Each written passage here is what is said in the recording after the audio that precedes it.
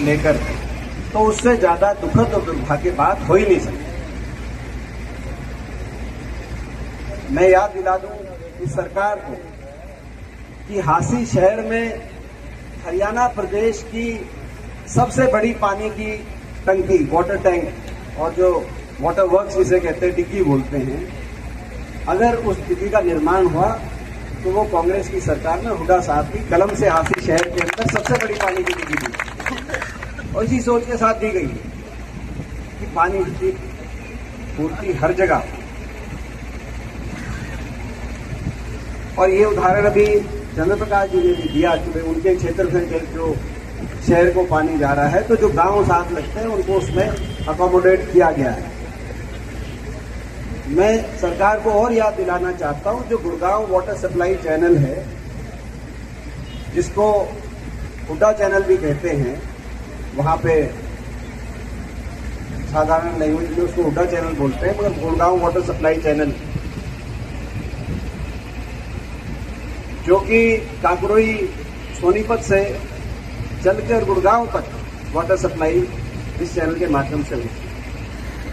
पहले वहां भी एक ये बात आती थी कि ये जो चैनल है, इसका सारा खर्चा, जमीन एक्वायर और सारा जो खर्चा है, वो गुड़गांव में जो हुड्डा सेक्टर बने उनसे पेमेंट हो गई, चैनल बना और पानी सीधा गुड़गांव में जाएगा शहर में। लेकिन जब कांग्रेस की सरकार बनी हरियाणा में, तो जो पहली ये बात थी, इसको बदल के सोनीपत, बहादुरगढ़, झज्जर, बादली और गुड़गांव के जो आने वाले जो गांव हैं, जो जहां से ये चैनल जाता था, उन सभी गांवों को उस चैनल से सीधा कनेक्शन दिया गया कि भाई गांव में अगर पानी की कम है तो जो है आगे दिया गया।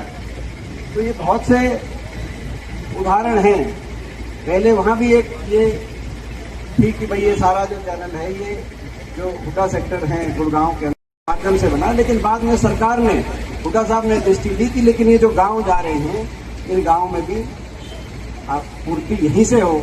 यही किसी भी सरकार का, किसी भी इंसान का सबसे बड़ा फर्ज ये होना चाहिए, और यही दृष्टि यहां भी रखनी चाहिए।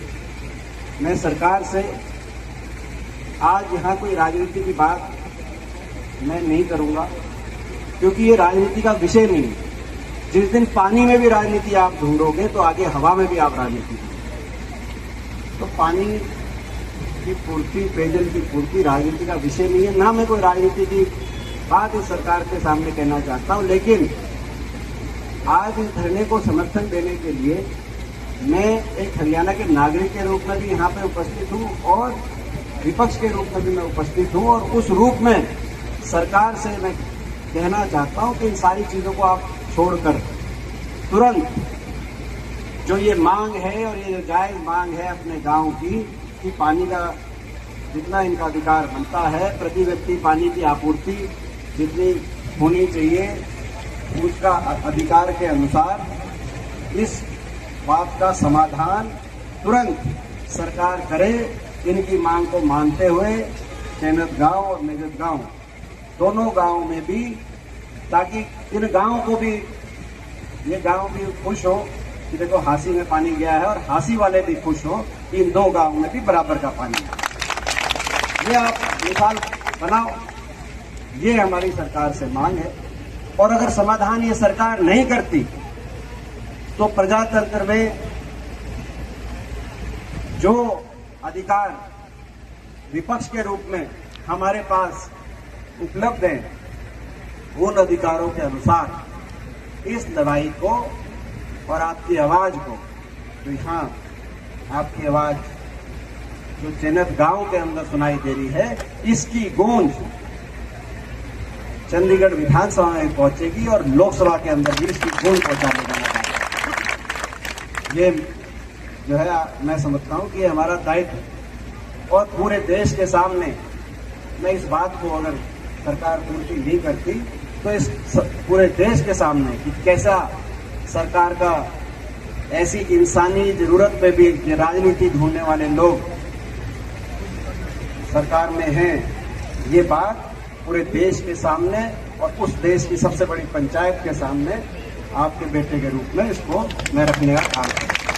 क्यों इतनी शांति तरीके से आंदोलन केवल ये किसान कौम ही कर सकती है। मैं इन माताओं बहनों को बहुत बधाई देना चाहती हूँ। सुबह अपना करके डांगर ढोर करके महिला शक्ति यहाँ बैठी है। मैं प्रणाम करती हूँ इस महिला शक्ति को। मैं प्रणाम करती हूँ अनूप जैसे भाइयों को, सत्यवान जैसे भाइयों को, जो यहाँ लगे हुए हैं लगातार इस धरने को। एक बड़ा एक नाम दिया हुआ है कि जब तक पानी नहीं मिलेगा, हमारा अधिकार नहीं मिलेगा, जब तक पानी नहीं मिलेगा ये नहीं जाएंगे उठ के, और हम सब साथ हैं। जो लड़ाई लड़नी पड़ेगी कभी आगे होके लड़ाई करेंगे। सरकार साबित हो जाएगी, खर्चा करो और पर्चा आउट करो। इतने पेपर लीक हो गए, पूरे देश में आज आक्रोश है। इसको लेकर हम कुरुक्षेत्र प्रदर्शन करें। ऐसा लेकिन कुरुक्षेत्र प्रदर्शन में जिस तरीके से चयनित करके मुझे निशाने पे रखा गया, मुझे अपमानित करने का, प्रताड़ित करने का प्रयास किया गया, मैं समझता हूँ कि प्रजातंत्र में इस तरह का व्यवहार नहीं होना चाहिए। अपने कोई हम क्या दुश्मन नहीं होते प्रजातंत्र में, अपने हम प्रतिद्वंदी हैं, हम दूसरी विचारधारा के हैं, तो इस तरह से नहीं किया जाना चाहिए। वहाँ पे कह रहे थे धरने पे, आपने देखा होगा कि पीछे आ रहे थे कि भाई ऊपर से आदेश है, वो उनकी ऑडियो चल रही है जो वाकई पुलिस की कहती है कि भाई इसकी छाती में मारो। तो ये कोई बात नहीं, मैं इस चीज़ों में नहीं परवाह करता, लेकिन बात एक प्रजातंत्र में मैं निशाने पे नहीं था। निशाने पे देश का प्रजातंत्र, निशाने पे हर वो युवा था जिनकी अब आवाज उठा रहे थे। तो ये मैं समझता हूँ ऐसा ही सर काफी वोट काटे गए हरियाणा में। निशाने पे लेने से कोई हम एक कदम को पीछे हटा लेंगे जो है ये संभव नहीं है।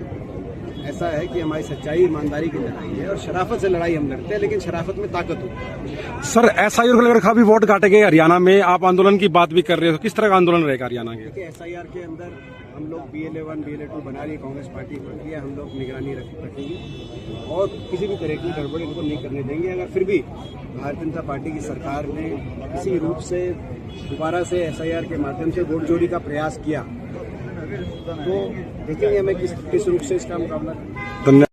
ये सारी वापस होनी चाहिए। कोई भी अगर कहीं कोई वो हुआ है तो कंप्लेंट हुई है या FIR हुई है, कोई मुकदमेबाजी हुई है तो तुरंत वापस लिए जाने चाहिए। सरकार को बैठकर अपना राजधर्म, इंसानी धर्म निभाते हुए बातचीत करके तुरंत समाधान करना है। इसमें समाधान में लंबा नहीं, मैंने आपको बताया कि हरियाणा में इतने उदाहरण हैं। जब इतने उदाहरण हैं तो यहाँ आप इसमें अगर राजनीति खोजोगे तो ये अच्छी परंपरा नहीं है देश के लिए, प्रदेश के लिए और हमारे समाज के लिए अच्छी प्रदर्शन।